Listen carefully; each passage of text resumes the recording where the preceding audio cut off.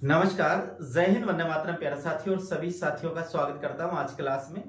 और प्रिय साथियों, आज हम पढ़ने वाले हैं छंद। छंद आरपीएससी फर्स्ट ग्रेड में भी है, आरपीएससी सेकंड ग्रेड में भी छंद है।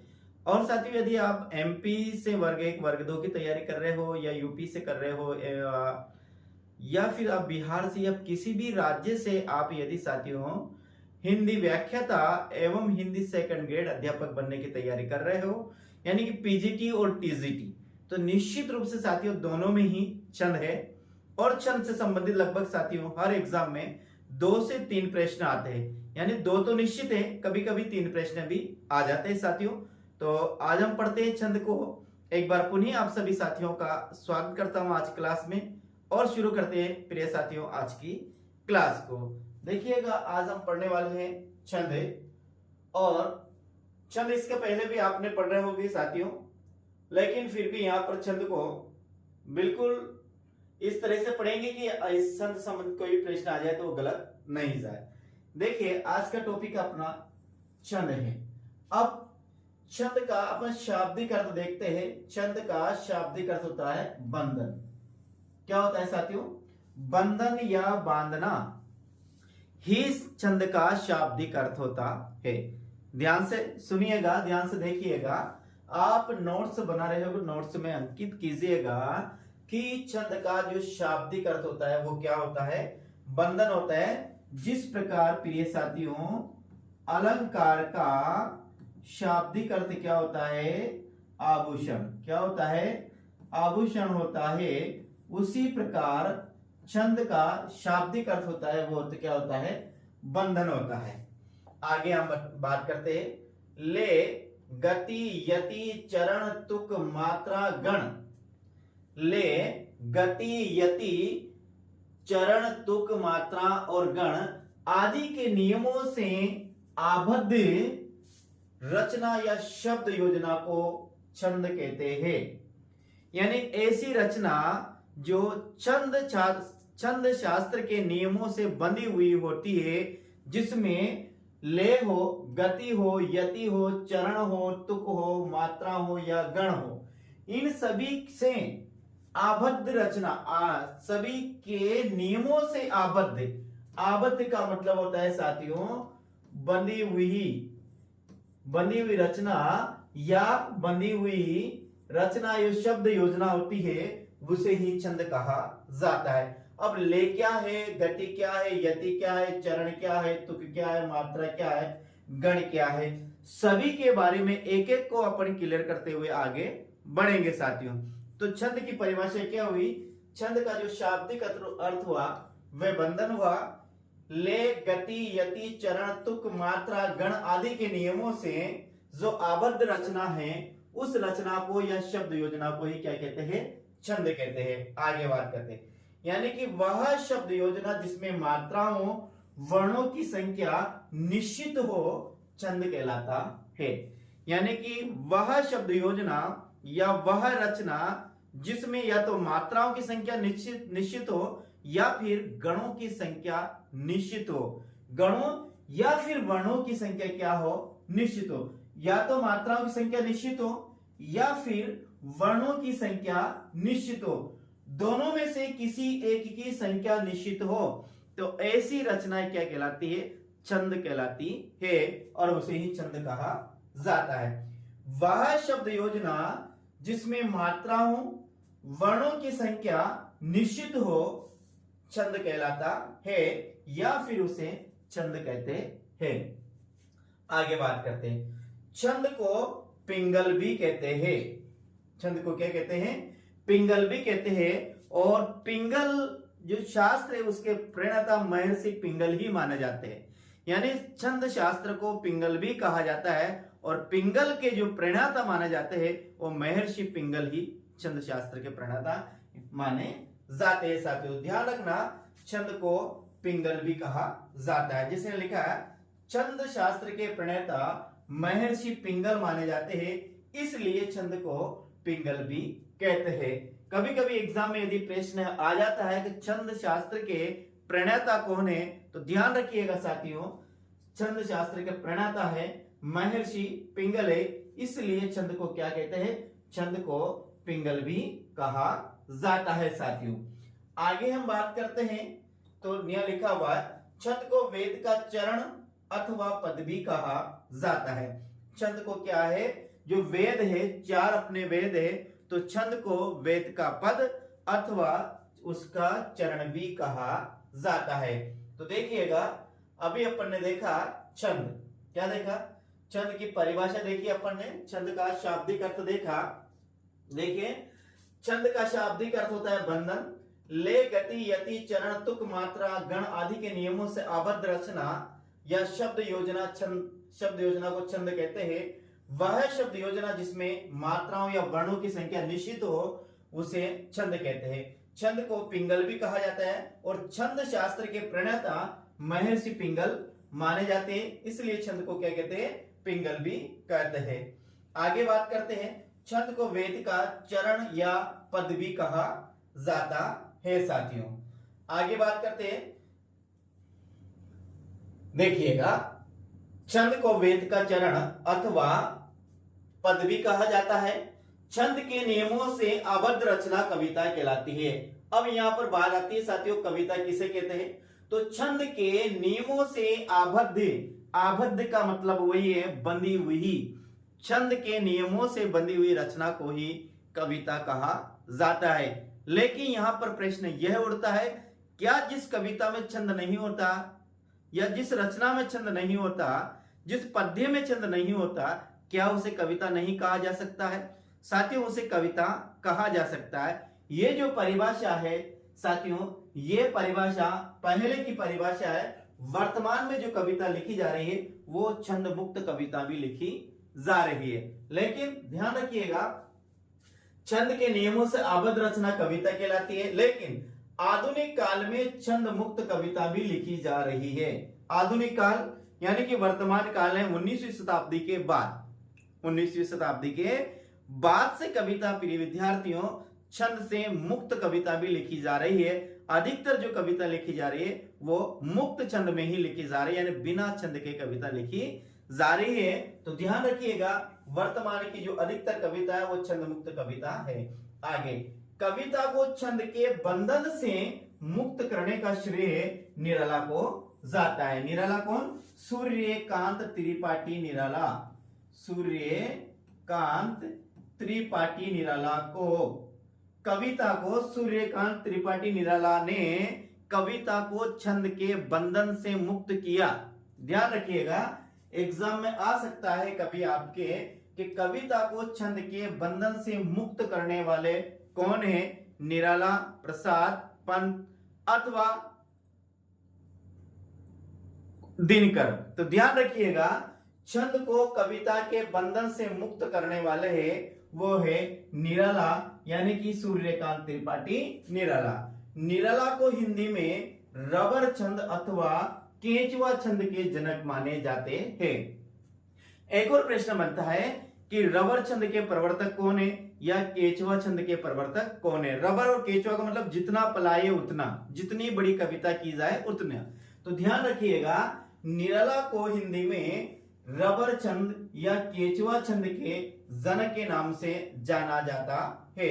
यानी कि रबर छंद या तो केचुआ छंद के प्रवर्तक किसे माना जाता है हिंदी में? तो आप ध्यान रखिएगा, याद रखिएगा, ये आते हैं सूर्यकांत त्रिपाठी निराला। और कविता को छंद के बंधन से मुक्त किया वो भी सूर्यकांत त्रिपाठी ने ही किया। और आधुनिक काल में कविता है वो छंद मुक्त कविता लिखी जा रही है। साथियों ध्यान रखिए आगे प्रयोगवाद और नई कविता में छंद मुक्त या आत्मकांत कविता लिखी गई है।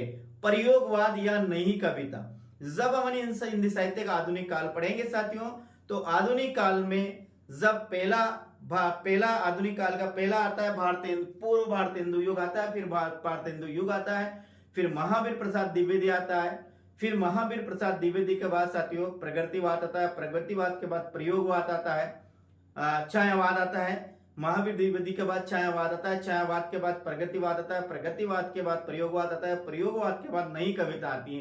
तो प्रयोगवाद और नई कविता में जितनी भी कविता लिखी गई है अधिकांश कविता छंद मुक्त कविता या फिर अतुकांत कविता लिखी गई है साथियों।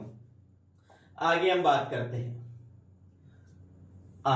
आगे छंद विधान को समझने के लिए कुछ पारिभाषिक शब्दों को समझना आवश्यक है। क्या है? यानी छंद को समझने के लिए इसके पहले कुछ पारिभाषिक शब्द है साथियों, उन पारिभाषिक शब्दों को समझना अति आवश्यक है। इसके बाद ही हमें छंद अच्छी तरह से याद होगा। अब पारिभाषिक शब्द क्या, जैसे मान लेते हैं तुक क्या है, चरण क्या है, अथवा पद क्या है, मात्रा क्या है, गण क्या है, ले क्या है, यति क्या है, गति क्या है, इन आदि शब्दों के बारे में हम जानकारी प्राप्त करेंगे। इसके बाद ही हम साथियों छंद को अच्छी तरह से जान सकते हैं। तो क्लास में अंत तक जरूर बने रहिएगा।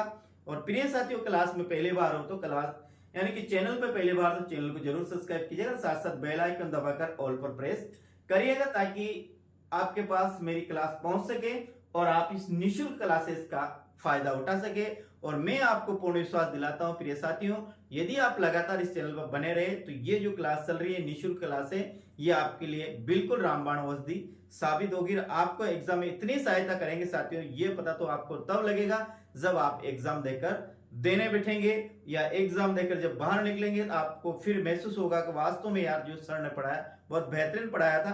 इसलिए साथियों मेरा कहना है, यदि आपके पास भूल से भी ये वीडियो पहुंचता है तो इसको बिल्कुल चैनल को सब्सक्राइब जरूर करिएगा। तो हम बात करते हैं छंद विधान को समझने के लिए कुछ पारिभाषिक शब्दों को समझना आवश्यक है, जो निम्नांकित है। क्या है? मात्रा क्या है, चरण या तो पद क्या है, यति अथवा विराम क्या है, गति क्या है, ले क्या है, तुक क्या और गण क्या है। इन सभी के बारे में एक बार हम अच्छी तरह से जानेंगे। इसके बाद साथियों हम पहुंचेंगे छंद पर कि कौन कौन से छंद है, उसका क्या उदाहरण है, उसकी क्या परिभाषा है, इसके बारे में हम जानकारी प्राप्त करेंगे। तो पहला अपना आता है साथियों, जो आता है वो मात्रा ही आती है कि मात्रा क्या है। देखो अपन वर्ण विचार पढ़ा था अपन इसके अगली क्लास में। तो प्रिय साथियों ध्यान रखिएगा, वर्ण विचार में भी अपन के द्वारा मात्रा पढ़ी गई थी और पुनः ये मात्रा हम छंद शास्त्र में भी पढ़ते हैं, छंद में भी पढ़ते हैं। तो देखिएगा, मात्रा किसी स्वर के उच्चारण में लगने वाले समय को मात्रा कहा जाता है। यानी कि हिंदी में स्वर है, स्वरों की संख्या कितनी है साथियों? 11 है। व्यंजनों की संख्या कितनी है? 33 है। कुल वर्णों की संख्या कितनी हो जाती है? 44 हो जाती है। तो ये 11 में जो स्वर है ऐसे लगाकर साथियों और तक जो स्वर माने गए हैं और इनकी संख्या मानी गई कितनी? 11 मानी गई। तो ध्यान रखिएगा, किसी भी स्वर के उच्चारण में जो समय लगता है उसे ही मात्रा कहा जाता है। किसी स्वर के उच्चारण में कम समय लगता है तो किसी स्वर के उच्चारण में ज्यादा समय लगता है। किसी के स्वर के उच्चारण में एक मात्रा का समय लगता है तो किसी स्वर के उच्चारण में प्रिय साथियों 2 मात्रा का समय लगता है। तो पहली बात तो मात्रा क्या है? किसी स्वर के उच्चारण में लगने वाले समय को ही क्या कहते हैं? मात्रा कहते हैं। मात्रा 2 प्रकार की होती है, एक होती है साथियों लघु मात्रा या तो जिसे और दूसरी होती है गुरु मात्रा। अब लघु मात्रा को ह्रस्व मात्रा भी कहते हैं और इसको दीर्घ मात्रा भी कहा जाता है। तो मात्रा कितने प्रकार की होती है? एक लघु मात्रा होती है जिसे ह्रस्व भी कहते हैं, एक गुरु मात्रा होती है जिसे दीर्घ भी कहा जाता है साथियों। यानी लघु और दीर्घ 2 तरह की होती है, ह्रस्व और गुरु 2 तरह की होती है साथियों, ध्यान रखना। तो लघु मात्रा या ह्रस्व मात्रा किसे कहते हैं? गुरु या दीर्घ मात्रा किसे कहते हैं? और ये संपूर्ण जो छंद है साथियों इन मात्राओं पर और इन वर्णों पर ये टिका हुआ है। यदि मात्राओं का अच्छी तरह में ज्ञान हो जाता है, वर्णों का हम अच्छी तरह ज्ञान हो जाता है, गण किस प्रकार से बनते हैं ये हम अच्छी तरह ज्ञान हो जाता है साथियों, तो मैं समझता हूं काव्य शास्त्र में यदि सबसे सीधे है तो वो छंद ही है। काव्य शास्त्र में सबसे सीधा टॉपिक माना जाए तो छंद के अलावा काव्य शास्त्र में इससे सीधा कोई भी टॉपिक नहीं है साथियों। तो जो टॉपिक जितना सीधा होता है साथियों उसमें से एक प्रश्न भी किसी प्रकार से गलत ना जाए, इस प्रकार से टॉपिक को गलत तैयार करें। और यही एग्जाम में सक्सेस होने का एक तरीका है कि जो चीज इतनी सीधी है उनको बिल्कुल कंठस्थ करें। और यदि एग्जाम में साथियों सीधी सी चीज में से है या सीधे टॉपिक में से है, सरल टॉपिक में से है, यदि अपना प्रश्न गलत जाता है साथियों तो समझ लेना हम सफलता से बहुत दूर है या सफलता हमें नहीं मिल सकती। इसलिए ध्यान रखिए, जिस भी विषय की आप तैयारी कर रहे हो, हिंदी नहीं साथियों और भी विषय की आप तैयारी कर रहे हो या जीके की तैयारी कर रहे हो, तो जो टॉपिक जितना सीधा है उसको इतना कंठस्थ याद करें साथियों कि उसमें प्रश्न कहीं से भी आए लेकिन वो किसी प्रकार से गलत नहीं जाए। तो हम आते हैं अपने टॉपिक पर पुनः। अपन बात कर रहे थे यहाँ मात्रा की, तो मात्रा दो प्रकार की होती है, एक लघु मात्रा होती है, एक गुरु मात्रा होती है, अश्व मात्रा होती है, एक होती है साथियों दीर्घ मात्रा होती है। अब पहली बात देखिए लघु मात्रा किसे कहते हैं, जिन स्वरों के उच्चारण में कम समय लगता है अर्थात एक मात्रा का समय लगता है उनकी मात्रा लघु मानी जाती है या उन्हें लघु स्वर कहा जाता है। स्वरों की संख्या कितनी है, 11 है, जिसमें 4 लघु स्वर है और 7 क्या है, दीर्घ स्वर है। तो जिन स्वरों के उच्चारण में कम समय लगता है, कम समय का मतलब जिसमें एक मात्रा का समय लगता है, यानी जिन स्वरों की एक मात्रा लगती है उनको क्या कहा जाता है, उनको लघु स्वर कहा जाता है और वही लघु मात्रा मानी जाती है। साथियों देखिएगा उन्हें, जिन स्वरों के उच्चारण में कम समय लगता है, कम समय अर्थात एक मात्रा का समय लगता है, उनकी मात्रा लघु मानी जाती है। ए, ई, उ और री चारों लघु स्वर माने जाते हैं जिनकी एक मात्रा मानी जाती है। लघु स्वर कौन कौन से, एक तो आहा, एक छोटी ई, एक छोटा और एक क्या है री। ये 4 साथियों व्याकरण में भी लघु स्वर माने जाते हैं और ये काव्य शास्त्र यानी कि छंद में, काव्य शास्त्र का एक टॉपिक है छंद, और इस छंद में भी क्या माने जाते हैं, लघु ही माने जाते हैं। इनकी मात्रा क्या मानी जाती है, इनकी मात्रा एक मानी जाती है। कौन कुछ ध्यान रखिएगा, ये मात्रा है, बिल्कुल आप ध्यान रखिएगा, ये मात्रा आप याद है तो आपको छंद याद है। साथियों देखिए पहला ए, ई, उ और री, ए, आ, ई, उ और री, ये जो 4 स्वर है इन 4 स्वरों को ही लघु स्वर माने जाते हैं और इनकी क्या मात्रा लगती है, इनकी एक मात्रा लगती है। साथियों आगे हम बात करते हैं चारों स्वरों से युक्त, आगे क्या लिखा हुआ, अब ध्यान से देखिएगा, यहां लिखा है कि देखिएगा चारों स्वर से युक्त व्यंजन लघु माने जाते हैं। अब देखो ये तो स्वर हो गया। अब जिनपी व्यंजनों की संख्या क्या है साथियों, 33 है।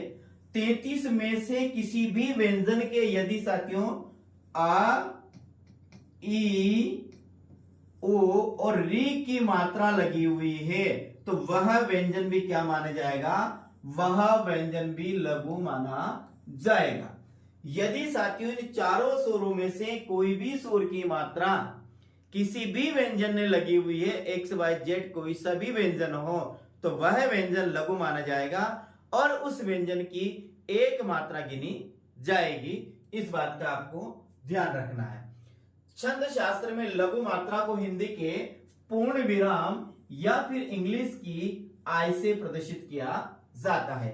जो छंद शास्त्र है उस छंद शास्त्र में जो लघु मात्रा है या एक मात्रा है, उस एक मात्रा को ही लघु मात्रा को छंद शास्त्र में या तो हिंदी के जो पूर्ण विराम अपना चिन्ह है इस पूर्ण विराम से प्रदर्शित किया जाता है, या अंग्रेजी वर्णमाला की जो आई है साथियों उस आई से इसको प्रदर्शित किया जाता है। तो ध्यान रखना आ, ई, उ और री ये 4 लघु स्वर है और चारों ही लघु स्वरों की एक मात्रा मानी जाती है और एक मात्रा को हिंदी के किसे पूर्ण विराम से या इंग्लिश की जो आई है उस आई से इसको प्रदर्शित किया जाता है। अब जैसे देखिएगा न्या है, ये देखो ये एक मात्रा है, न्या लिखा हुआ है दिवस, न्या ऋतु है, न्या सनम है, न्या कृपण है, न्या कुमकुम है, या कुमकुम है। यानी कि दिवस, ऋतु, सनम, कृपण और कुमकुम 4 यहां पर शब्द है। 4 शब्दों पर यहां पर मात्रा लगानी है साथियों। लघु मात्रा अपन ने देख लिया कि लघु मात्रा किन किन की, एक तो अपन पढ़ेंगे, एक तो ये आ, एक क्या है, एक ये ई है, एक ये उ और एक क्या है प्रिय विद्यार्थियों ये री है। इन चारों यदि किसी भी व्यंजन ने या ये स्वयं आते हैं तो भी इनकी एक मात्रा है और ये किसी यदि व्यंजन के साथ आते हैं तो वहां भी इनकी मात्रा क्या मानी जाएगी, एक मात्रा मानी जाएगी। जैसे हम बात करते हैं यहां पर दिवस से, तो दिवस में कौन सी मात्रा है, छोटी ई की मात्रा है और छोटी की मात्रा क्या मानी जाती है, एक। तो दिवस में क्या लगेगा, छोटी ई की मात्रा लगेगी। तो दिवस में किसकी मात्रा लगी, छोटी की मात्रा। यहाँ वे है, वे में क्या छुपा हुआ ए, और ए की मात्रा कितनी मानी जाती है, एक, तो वे इसके क्या आएगा, एक मात्रा आएगी। उसी प्रकार से भी क्या है, यहाँ पर ए है, लघु है, इसलिए इसकी मात्रा भी एक माने। ऋतु में यानी कि री है, तो री की मात्रा कितनी मानी जाएगी, एक माने। या तू है, तो तू कौन सा है, छोटा ऊ है, तो छोटे ऊ की कितनी मात्रा मानी जाएगी, एक मात्रा मानी जाएगी। से है, तो से की कितनी, एक मात्रा। ने है, तो ने की कितनी, एक मात्रा। में है, तो में की कितनी मात्रा, एक मात्रा मानी जाएगी। देखो कृपण है, ये री है साथियों, ये रे नहीं, ये क्या है, ये ऋषि वाला है। ध्यान रखिएगा, ये ऋषि वाला है, तो ऋषि वाला जहां पर लगा रहेगा वहां पर कितनी मात्रा मानेंगे, एक मात्रा मानेंगे। तो इसकी मात्रा कितनी लगेगी, एक। पे की मात्रा कितनी लगेगी, एक। नेकी की मात्रा कितनी लगेगी, एक। कु छोटा हुए है, तो इसकी मात्रा कितनी, एक। बड़ा हुए है, तो इसकी मात्रा कितनी है, ए में है, तो एक मात्रा। कु है, तो एक मात्रा, और फिर में है, तो एक मात्रा।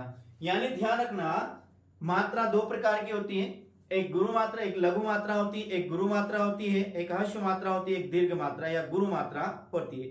जो लघु मात्रा होती है साथियों, उसकी एक मात्रा मानी जाती है, और जो दीर्घ स्वर होते हैं उनकी मात्रा क्या मानी जाती है, दो मानी जाती है। जो लघु स्वर होते हैं उनकी मात्रा एक, जो दीर्घ स्वर या गुरु स्वर होते हैं उनकी मात्रा दो मानी जाती है। और लघु स्वरों की संख्या कितनी मानी जाती है, लघु स्वरों की संख्या मानी जाती है चार। कौन कौन से, एक आ, एक आता है इसके साथ ई, एक आता है उ, और एक आता है री।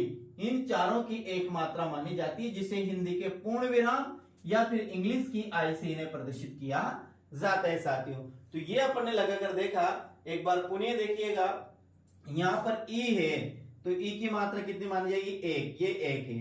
और यहां पर क्या है, ए है, तो ए की मात्रा कितनी मानी जाएगी, एक। यहां पर भी क्या है, ए है, इसकी मात्रा कितनी मानी जाएगी, एक। यहाँ री है, तो री की मात्रा कितनी मानी जाएगी, एक। यहाँ ऊ है, तो ऊ की मात्रा कितनी मानी जाएगी, एक। यहाँ क्या है, ए है, तो ए की मात्रा क्या, एक। यहाँ भी क्या, आ है, तो इसकी मात्रा भी एक। में भी क्या है, अ है, तो इसकी मात्रा भी एक। न्या के में या री है, तो री को लघु माना जाता है, इसकी मात्रा एक। पे में ए है, तो इसकी मात्रा भी क्या है, एक। न्या क्या ए है, तो इसकी मात्रा भी क्या है, न्या क्या ऊ, इसकी मात्रा भी क्या है, एक। में क्या है, ए है, इसकी मात्रा भी क्या है, एक। कु में क्या है, ऊ है, इसकी मात्रा भी एक। और में क्या है, ए है, तो इसकी मात्रा भी एक है। यानी कि चार लघु स्वर है, आ, ई, उ और री, इन चारों की साथियों एक एक मात्रा मानी जाती है। तो ये हुई लघु मात्रा का नियम।